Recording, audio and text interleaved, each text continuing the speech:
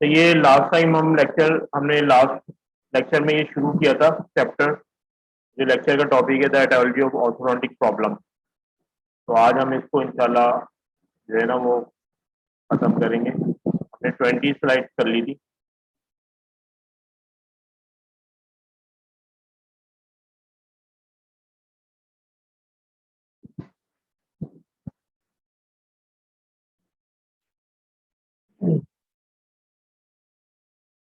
Progressive deformities in childhood. Progressive का मतलब ये है कि कोई भी चीज ना बढ़ती जाए, आगे की तरफ जाती जाए। डिफॉर्मिटी का मतलब कोई प्रॉब्लम है और चाइल्डहुड में कोई प्रॉब्लम हो रही है जो बढ़ती जा रही है, उसके बारे में अब ये है। Childhood fracture of jaw. अच्छा, अब इसमें क्या है, the best human data suggest that about 75% of children with early fracture of the mandibular condylar process have normal mandibular growth afterward and do not develop malocclusion। होता क्या है कि जो स्टडी करी, डेटा किया, उसमें ये किया कि बहुत सारे जो है वो बच्चे गिरते हैं, उनको जो है वो चोट लगती है, रोते हैं, दांत उनका फ्रैक्चर हो गया, जो डेसिडुअस टूथ है वो इवल्व हो गया या कोई फ्रैक्चर हो गया उनके। उसके बाद क्या करते हैं, उसमें जो 75% जो बच्चे होते हैं, चिल्ड्रन होते हैं, उसके बाद ना मेलोक्लूजन उनमें डेवलप नहीं होती। उनकी जो मैंडिबुलर ग्रोथ होता है वो नॉर्मल होती है। हालांकि उनका जो फ्रैक्चर कॉन्डाइलर, जो मैंडिबुलर कॉन्डाइलर प्रोसेस है ना, वो फ्रैक्चर हो जाता है, लेकिन उसके बावजूद भी वो खुद हील हो जाता है और 75% में कोई प्रॉब्लम डेवलप नहीं होती। ना एसिमेट्री डेवलप होती है, ना कोई मेलोक्लूजन डेवलप हो रही है, ना ओपन बाइट हो रही है, वो खुद ब खुद ही हील होकर सही हो जाते हैं। 75% बच्चों में ऐसा होता है कि खुद ब खुद ही फ्रैक्चर हो गया। बचपन में चोट लगी, कोई 2 साल का 3 साल का बच्चा गिरा, चोट लगी, रोने लगा बहुत ज्यादा शदीद, उसको चुप कराया, चुप हो गया, तो एक फ्रैक्चर हो चुका था, लेकिन खुद ब खुद ही पता भी नहीं चला और बच्चा भी सही हो गया। The unilateral condylar fracture is much more frequent than bilateral condylar fracture. जो यूनिलेटरल कॉन्डाइलर फ्रैक्चर है वो ज्यादा होते हैं बायलेटरल कॉन्डाइलर फ्रैक्चर में। It seemed to be relatively common for a child to crash the bicycle, chip a tooth, fracture a condyle, cry a bit, and then continue to develop normally, com- complete with total regeneration of the condyle. Often the diagnosis of condylar fracture was never made. अब क्या होता है कि बहुत ज्यादा common है कि बच्चा बाईसाइकिल से गिरा है, वो दांत उसका टूटा, कॉन्डाइल फ्रैक्चर हुआ, थोड़ा सा रोया, चुप हो गया उसके बाद, और इसमें कॉन्डाइलर जो फ्रैक्चर है डायग्नोसिस भी नहीं हुआ, पता भी नहीं चला, तो टोटल रिजेनेशन हो जाती है कॉन्डाइल की। ज्यादातर केसेस में ये होता है। When a problem does arise, अगर प्रॉब्लम हो जाए तो क्या होती है, falling condylar fracture, it usually asymmetric growth deficiency. क्या होता है, अगर प्रॉब्लम हो गई किसी को, 25% केसेस में प्रॉब्लम हो जाती है कॉन्डाइलर फ्रैक्चर के बाद, उसमें क्या प्रॉब्लम होती है कि एसिमेट्री हो जाती है। एसिमेट्री का मतलब ये है कि आपके जो चिन है वो इधर या राइट साइड या लेफ्ट साइड कहीं डिविएट हो जाए, एसिमेट्री हो जाए विद द इंजर्ड साइड, और in bilateral fracture the more severe side lagging behind. अब क्या होता है, मिसाल के तौर पे कि ये राइट साइड है, अब किसी के राइट साइड पे फ्रैक्चर हुआ है कॉन्डाइलर, ये इंजर्ड साइड हो गई, तो क्या होगा कि इसकी ग्रोथ जो है ना वो पीछे रह जाएगी। एसिमेट्री में ये होता है, और ये नॉर्मल ग्रोथ करता रहेगा, इसकी ग्रोथ जो है वो रिटार्ड हो जाएगी, पीछे रह जाएगी। और अगर दोनों तरफ का फ्रैक्चर हुआ है तो जहां ज्यादा सीवियर चोट लगी है वो जगह पीछे रह जाएगी, ये जगह नॉर्मल ग्रो करेगी, तो एसिमेट्री हो जाएगी। After such an injury, if there is enough scarring around the TMJ joint to restrict translation of the condyle, and the normal soft tissue cannot pull the mandible forward on that side as much as the rest of the growing phase and subsequent growth will be restricted। होता है क्या है कि चोट लगी मिसाल के तौर पे कॉन्डाइल पे, चोट लगने के बाद जहां जख्म होता है या कोई ट्रॉमा होता है, उसके बाद वो जख्म भरता है, स्केरिंग जिसे कहते हैं।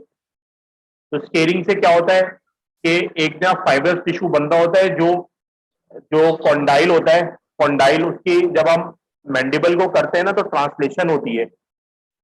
ये कॉन्डाइल है मेरा हाथ और ये है, तो ट्रांसलेशन का होता है, जब हम ओपन कर रहे हैं माउथ तो ट्रांसलेशन हो रही है, मैंडिबल मूव कर रहा है, ट्रांसलेशन हो रही है मैंडिबल की, तो मैंडिबल के ट्रांसलेशन को ये रुक जाती है, तो मैंडिबल आगे मुंह नहीं ओपन हो पा रहा, आगे बढ़ नहीं पा रहा, फॉरवर्ड ग्रोथ नहीं हो पा रही। तो ये प्रॉब्लम होती है कि ये प्रॉब्लम क्यों हो रही है कि यहाँ ना जो आपका TMJ ज्वाइंट है, ये कॉन्डाइल है या टेम्पोरोमैंडिबुलर ज्वाइंट है, इसके अंदर स्केरिंग हो गई। स्केरिंग का मतलब फाइबर टिश्यू बन रहा है जो मैंडिबल के कॉन्डाइल को ना आगे ट्रांसलेट होने नहीं दे रहा है, यानी कि माउथ ओपन कर रहे हैं, ओपन नहीं हो रहा, आगे कर रहे हैं, आगे नहीं हो रहा, ग्रोथ उसकी रुक गई है।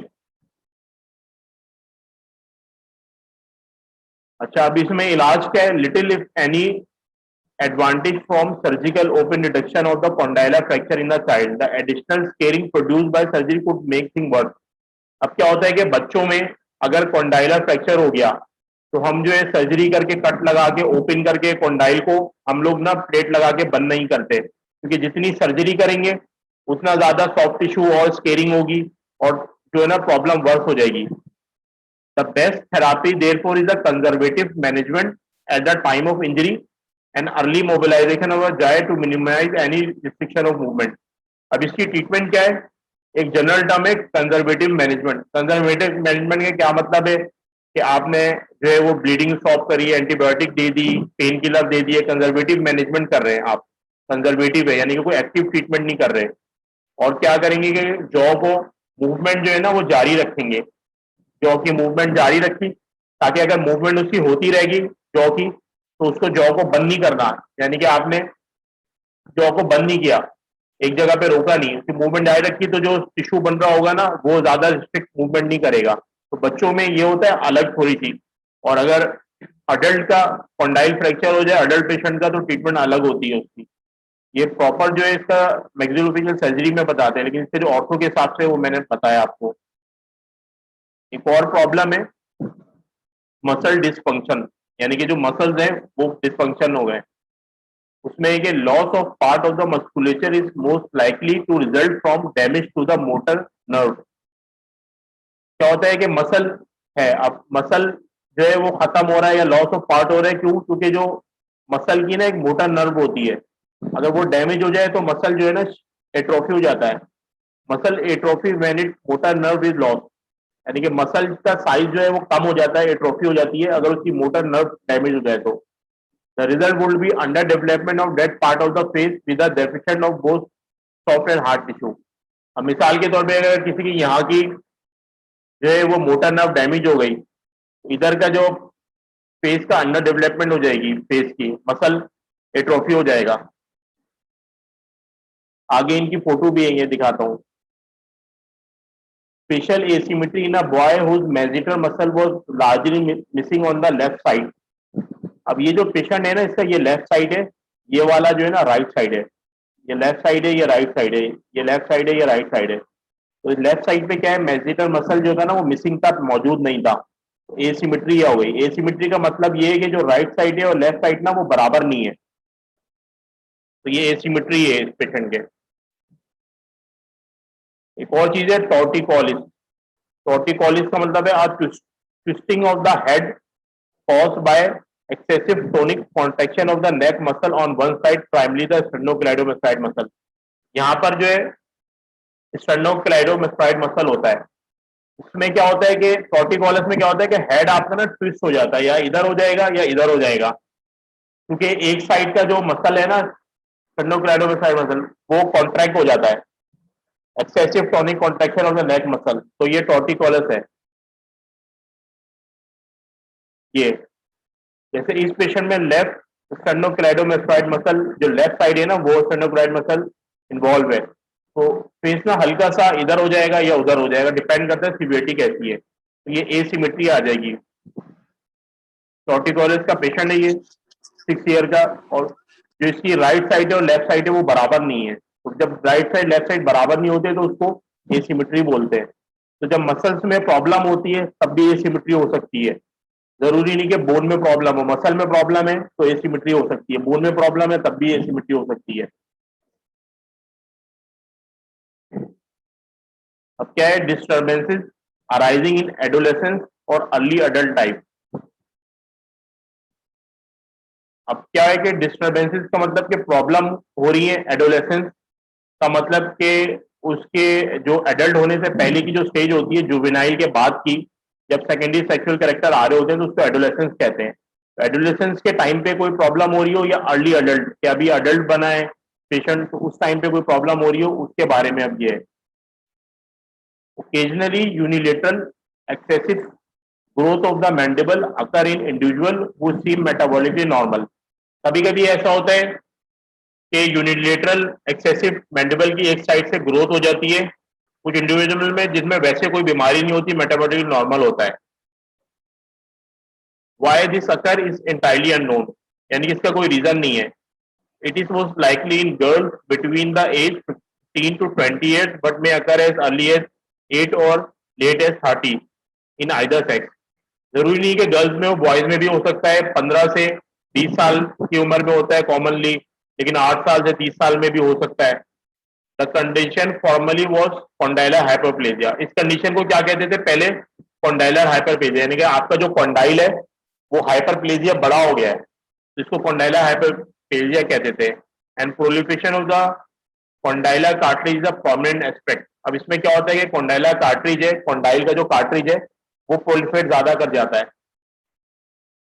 However, because the body of the mandible also is affected, hemimandibular hypertrophy now is considered a more accurate descriptive term.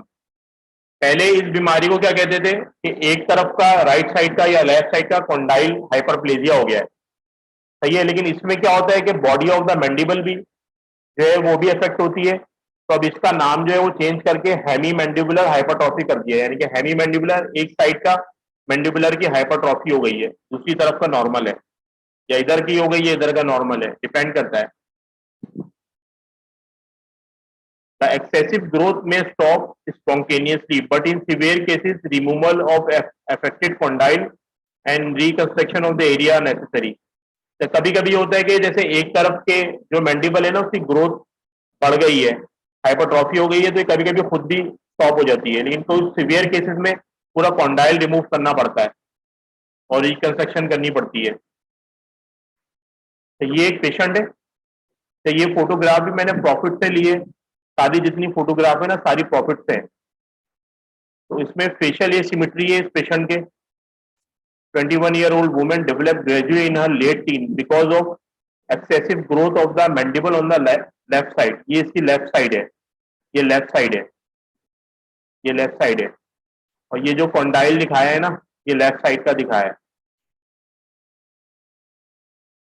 तो इसमें क्या हो गया, इसके एसिमेट्री डेवलप हो गई है, इसकी चिन जो है ना वो राइट साइड पे डिविएट हो रही है, क्योंकि इसकी लेफ्ट साइड का जो कॉन्डाइल है ना मैंडिबुलर उसकी हाइपरट्रॉफी हो गई है। यहाँ ओपन बाइट डेवलप हो रही है, इसके मैलोक्लूजन डेवलप हो रही है, क्रॉस बाइट डेवलप हो रही है। तो ये जो मैंने बताया था कि ये आ,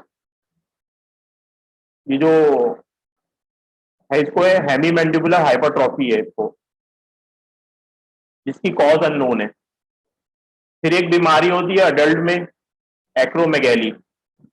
एक्रोमेगैली में क्या होता है कि जो पिट्यूटरी ग्लैंड होता है ना इसकी ग्रोथ हो जाती है ज्यादा। पिट्यूटरी ग्लैंड से एंटीरियर पिट्यूटरी ग्लैंड से ग्रोथ हार्मोन निकलता है। आफ्टर ग्रोथ हार्मोन निकलता है, तो ग्रोथ हार्मोन क्या करता है कि ग्रोथ करवाता रहता है। ग्रोथ हार्मोन हमारा एक नॉर्मल उसमें निकलता है। अब क्या किया कि आपने जो है वो ग्रोथ हार्मोन 18 साल के बाद निकला जा रहा है, 25, 30, 35 ईयर में। तो क्या करेगा कि मैक्सिला के सूचर तो क्लोज हो गए, लेकिन मैंडिबल को वो ग्रो कराता रहेगा। तो पेशेंट क्या करेगा, क्लास 3 में चला गया, तो हम क्या करते हैं इरेडिएशन करते हैं, रेडियोथेरेपी करके इसका ट्यूमर को सैलेशिया टर्शिका में जो पिट्यूटरी ग्लैंड है इसके ट्यूमर को खत्म करते हैं। तो उससे भी ग्रोथ स्टॉप हो जाती है और ग्रोथ हार्मोन के लेवल जो है ना वो ड्रॉप हो जाते हैं। बॉडी में ग्रोथ हार्मोन के लेवल ड्रॉप ज्यादा हो रहे होते हैं। ये एक्रोमेगैली में होता है। एक्रोमेगैली की जो टर्म है ना ये फिजियोलॉजी में आप लोगों ने पढ़ी होगी फर्स्ट ईयर में। तो इसमें क्या होता है कि growth hormone anterior pituitary gland area में ग्रोथ हार्मोन ज्यादा बन रहा होता है, वहां ट्यूमर हो जाता है। तो इससे मैंडिबल ज्यादा ग्रो कर जाता है, क्लास 3 हो जाता है अडल्ट में। फिर इसकी रेडिएशन करते हैं तो ग्रोथ स्टॉप हो जाती है, ग्रोथ हार्मोन भी खत्म हो जाता है।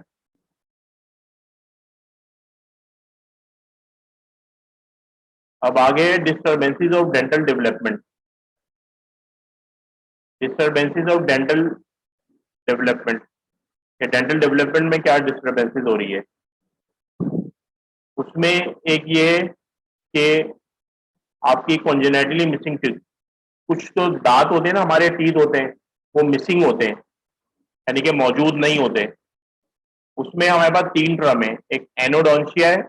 एनोडोंशिया ये आप लोगों ने मेरे हिसाब से सेकंड ईयर, फर्स्ट ईयर उसमें पढ़ी होगी ओरल बायो में, या थर्ड ईयर ओरल पैथोलॉजी में पढ़ा होगा। Anodontia, the total absence of teeth in extreme. Anodontia का क्या मतलब होता है कि कोई भी दांत ना मौजूद नहीं है,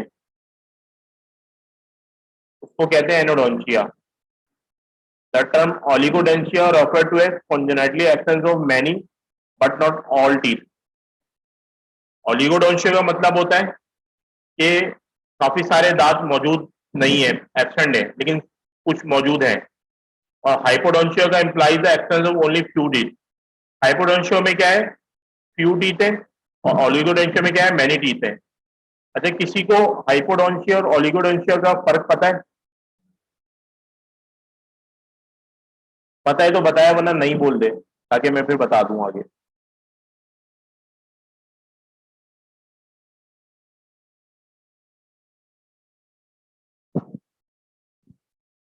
आवाज आ रही है? जो इनमें डिफरेंस होता है हाइपोडोंशिया और ओलिगोडेंशिया में, ये क्या होता है?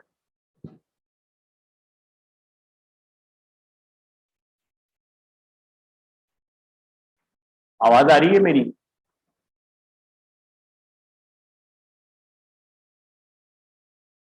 यस सर, आ रही है। अच्छा, इसका डिफरेंस नहीं पता तो इसका डिफरेंस मैं बता रहा हूँ। क्या है कि हाइपोडोंशिया का मतलब में क्या होता है कि आपके ना 6 से कम दांत, अगर 6 से कम दांत, 6 से कम दांत एब्सेंट है तो वो हाइपोडोंशिया हुआ। अगर 6 से या 6 से ऊपर दांत एब्सेंट है, मतलब किसी के अगर 6, 7, 8 दांत मौजूद नहीं है तो उसको ओलिगोडोंशिया है। किसी के अगर 1, 2, 3, 4 दांत मौजूद नहीं है तो उसको हाइपोडोंशिया है। तो ये 6 का फर्क होता है।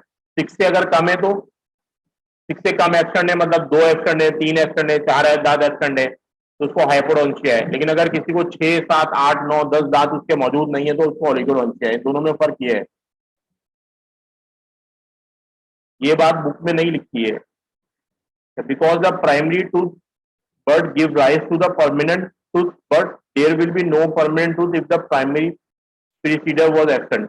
अच्छा, अगर किसी पेशेंट के प्राइमरी दांत नहीं है ना, तो उसके परमानेंट दांत भी नहीं होंगे। उसकी वजह यह कि जो प्राइमरी परमानेंट दांत की जो टूथ बर्ड है ना, वो प्राइमरी दांत से बनती है। It is possible however for the primary teeth to be present and for some of all permanent teeth to be absent. हाँ, ये हो सकता है कि किसी के प्राइमरी दांत मौजूद हो लेकिन उसके परमानेंट दांत नहीं बने, लेकिन ऐसा नहीं होगा कि किसी के परमानेंट दांत थे ही नहीं और प्राइमरी दांत आ गए।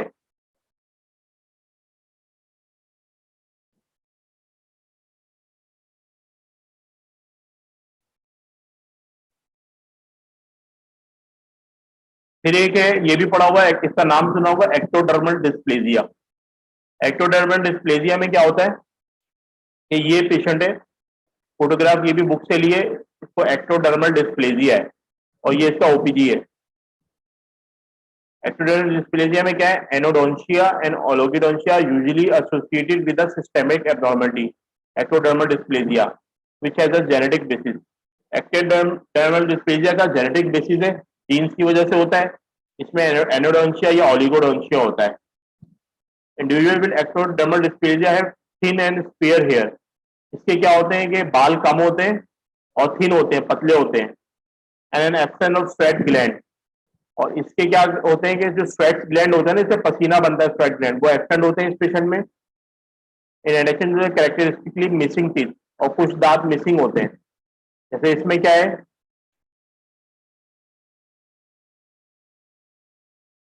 इसमें इस पेशेंट को ना ओलिगोडोंशिया है। ओलिगोडोंशिया क्योंकि इसके कुछ दांत मौजूद है और काफी सारे मिसिंग है, 6 दांत से ज्यादा मिसिंग है। तो इस बच्चे को, जो पेशेंट है, इसको एक्टोडर्मल डिस्प्लेजिया है। बाल इसके कम है, थिन है, स्वेट ग्लैंड एब्सेंट है, और इसको ये कैरेक्टरिस्टिक है उसकी। फिर आगे हमारे पास दो और चीजें हैं कि मेलफॉर्म टीथ। मेलफॉर्म टीथ का मतलब कि आपके जो टीथ है जो बने वो सही नहीं बने। इसमें सबसे कॉमन कौन से होते हैं, small and large maxillary lateral incisor. इस पेशेंट में जो लेटरल इंसाइजर है ना वो स्मॉल बना है, छोटा बना है, और इस पेशेंट में जो लेटरल इंसाइजर है वो बड़ा बना है, लार्ज बना है। तो नॉर्मली हमारे पास जो मैक्सिलर मैंडिबल के परमानेंट टीथ होते हैं उसमें जो लेटरल इंसाइजर होता है ना मैक्सिला का, उसका साइज का सबसे ज्यादा डिफरेंस आता है, उसमें सबसे ज्यादा प्रॉब्लम आती है कि या तो वो पैच शेप हो जाता है, कभी कभी पैच शेप होता है, कभी कभी स्मॉल होता है, कभी कभी लार्ज होता है, उसमें वेरिएशन बहुत सबसे ज्यादा आती है मेलफॉर्म होने की। फिर एक टर्म है सुपरन्यूमररी टीथ। अब इस पेशेंट में क्या है, एक सुपरन्यूमररी टीथ है मीजियोडेंस। मीजियोडेंस क्या होता है, दो सेंट्रल इंसाइजर के बीच में सेंट्रल में एक्स्ट्रा दांत होता है, सुपरन्यूमररी, उसको मीजियोडेंस कहते हैं। Multiple supernumerary teeth are most often seen in the congenital syndrome of the cleidocranial dysplasia. एक सिंड्रोम होता है उसे कहते हैं क्लेडियोक्रेनियल डिस्प्लेजिया। उसमें क्या होता है कि उसमें सुपरन्यूमररी टीथ होते हैं, जो मैंने पीछे बताया था एक्टोडर्मल डिस्प्लेजिया। इसमें आपका हाइपोडोंशिया होगा, एनोडोंशिया होगा या ओलिगोडोंशिया होगा, लेकिन मिसिंग दांत होंगे। लेकिन जो क्लेडियोक्रेनियल डिस्प्लेजिया है उसमें क्या होता है कि सुपरन्यूमररी टीथ होते हैं which are characterized by missing clavicle. जो क्लेविकल होते हैं, कॉलर बोन जो क्लेविकल है ये मिसिंग होती है, सुपरन्यूमररी टीथ होता है। कुछ टीथ जो है अनइरप्टेड होते हैं सिंड्रोम में, या दांत निकले हुए नहीं होते, कुछ में फेलियर ऑफ इरप्शन होती है। तो ये प्रॉब्लम होती है इसमें। क्लेविकल जब मिसिंग होते हैं ना, इसकी फोटो भी बनी हुई है, तो उसके जो शोल्डर है वो बिल्कुल करीब करीब हुए हुए होते हैं। क्लेविकल मिसिंग होते हैं तो जो शोल्डर है ना दो, वो पेशेंट के करीब होते हैं। ओरल पैथोलॉजी की बुक में इसकी फोटो भी बनी हुई है क्लेडियोक्रेनियल डिस्प्लेजिया की। फिर एक और चीज है ट्रॉमेटिक डिस्प्लेसमेंट ऑफ टीथ, यानी कि चोट लगी पेशेंट को और ट्रॉमा हो गया, डिस्प्लेसमेंट ऑफ टीथ हो गई। इसमें डिस्टॉर्शन ऑफ द रूट है, उसको टर्म है डायलेसरेशन, यानी कि ये इंसाइजर है इसका डायलेसरेशन हो गई है, क्राउन यहाँ पर है, ये ट्रॉमा हो गई, डायलेसन हो गई लेटरल इंसाइजर की। Trauma at an early age, यानी कि शुरू में इसको ट्रॉमा होगा अर्ली एज में और इसकी डायलेसरेशन हो गई। अब एक है जेनेटिक इन्फ्लुएंस, जो हमारी मेलोक्लूजन हो रही है उसकी एक एटायोलॉजी, उसकी एक कॉज ये भी है कि जेनेटिक इन्फ्लुएंस होता है। जेनेटिक इन्फ्लुएंस में क्या है, ए कॉन्ड्रोप्लेजिया। ए कॉन्ड्रोप्लेज जो कॉन्ड्रो है ना, कॉन्ड्रोप्लेजिया इसका मतलब होता है कार्ट्रेज। ए कॉन्ड्रोप्लेजिया यानी कार्ट्रेज मिसिंग है। ये इसमें क्या है कि in in this 14-year-old girl with severe moderately severe achondroplasia, note the deficient mispace particularly at the bridge of the nose. This results from decreased growth of the cartilage in the cranial base with the resulting lack of forwarded translation of the maxilla. इस patient में क्या है, इसको एकॉन्ड्रोप्लेसिया है, तो इसका जो है ना मिड फेस ये होता है, मिड फेस इसका ना डेफिशिएंट है, कम है, खासतौर पे ब्रिज ऑफ द नोज के पास ना इसका मिड फेस कम है। की वजह क्या है कि जो क्रेनियल बेस ये होता है, क्रेनियल बेस पे ना कार्ट्रिज कम था, लैक ऑफ ग्रोथ हुई, तो जो मैक्सिला को फॉरवर्ड ट्रांसलेशन करनी थी ना, मैक्सिला को आगे की तरफ जो करना था, वो क्रेनियल बेस से जो पुश हो रहा था वो हुआ नहीं, तो इसका जो मैक्सिला है ना वो पीछे रह गया है, मिड फेस डेफिशिएंसी हो गई है कॉन्ड्रोप्लेसिया में। एक और है, अब इन्वायरमेंटल पे आ जाओ। जेनेटिक कॉज हो गई, इन्वायरमेंटल में एक सकिंग हैबिट है। सकिंग का मतलब ये कि अपना थंब सक या फिंगर सक करते हैं कुछ चिल्ड्रन, तो ये सकिंग हैबिट है। As a general rule sucking habit during the primary dentition year have little if any long term effect. If this habit persists beyond the time that the permanent teeth begin to erupt, however, malocclusion is characterized by flared and spaced maxillary incisor, lingually positioned lower incisor, anterior open bite, and narrow upper arch is the most likely result. अच्छा, एक general rule ये कि अगर primary dentition में सक कर रहा है बच्चा, प्राइमरी डेंटिशन है जब उसकी, उसका कोई लॉन्ग टर्म इफेक्ट नहीं होता। लेकिन अगर जब परमानेंट टीथ इरप्ट हो गए, यानी कि पेशेंट की एज जो है वो 7 ईयर्स हो गए, उसके परमानेंट टीथ अपर इंसाइजर आ गए, इरप्ट हो गए, तो फिर मैलोक्लूजन डेवलप होती है। मैलोक्लूजन कैसे डेवलप होती है कि जो जब थंग तक करता है तो जो अपर के इंसाइजर है ना वो आगे की तरफ आते हैं और स्पेस हो जाता है, उनमें आगे की तरफ आते हैं और स्पेस हो जाता है। लोअर के इंसाइजर जो है वो लिंगुअल की तरफ चले जाते हैं, एंटीरियर उसके ओपन बाइट आ जाता है, और उसकी जो अपर की आर्च है ना मैक्सिलर की, वो नैरो हो जाती है, क्रॉस बाइट में चली जाती है। ऐसे अगर वो थम्स अप कर रहा है, थम रख रहा है, तो अपर के इंसाइजर में स्पेस आ जाएगा, बाहर की तरफ आएंगे। लोअर के इंसाइजर पे यूं करके प्रेशर अंदर की तरफ लग रहा है, वो लिंगुअल आ जाएंगे। बार बार बक्सीनेटर जो मसल का प्रेशर लग रहा है, तो मैक्सिला जो है वो अंदर की तरफ चला जाएगा, क्रॉस बाइट में आ जाएगा, नैरो हो जाएगा।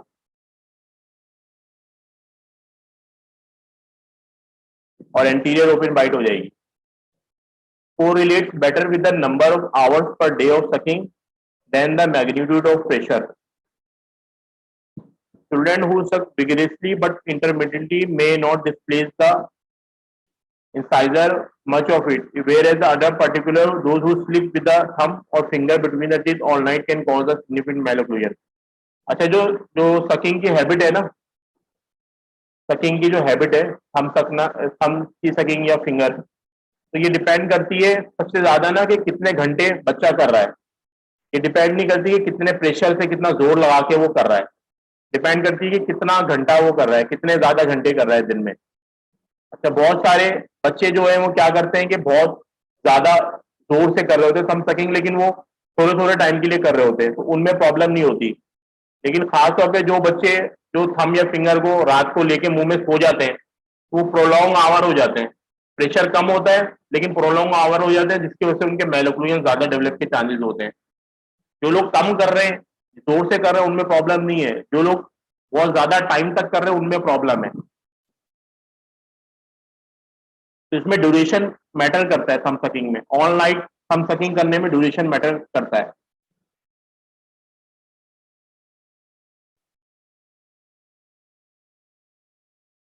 ये 10 मिनट रह गए हैं, बस ये लाइट स्लाइड है, इसके बाद लेक्चर फिनिश हो जाएगा।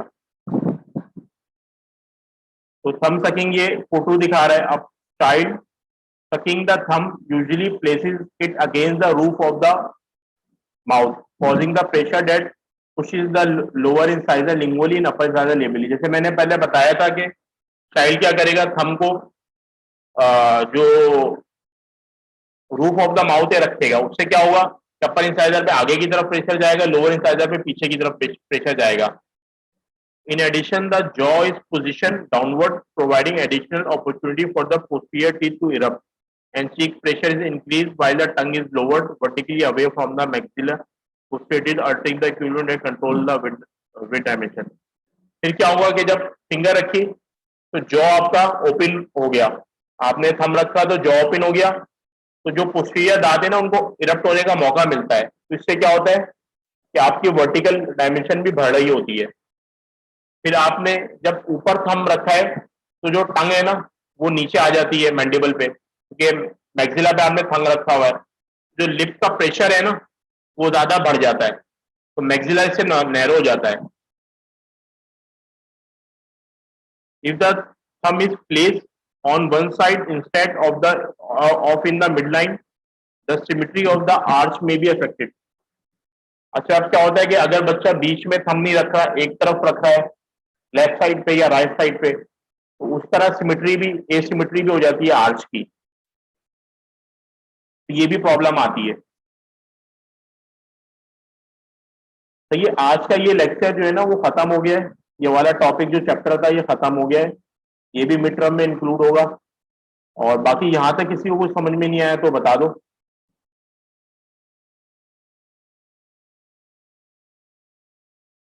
फिर में मिड टर्म का जो पढ़ाया है वो सब इंक्लूड है, सारे चैप्टर।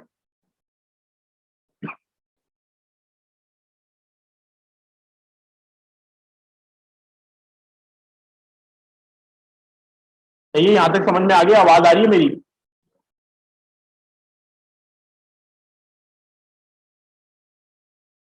आवाज आ रही है मेरी?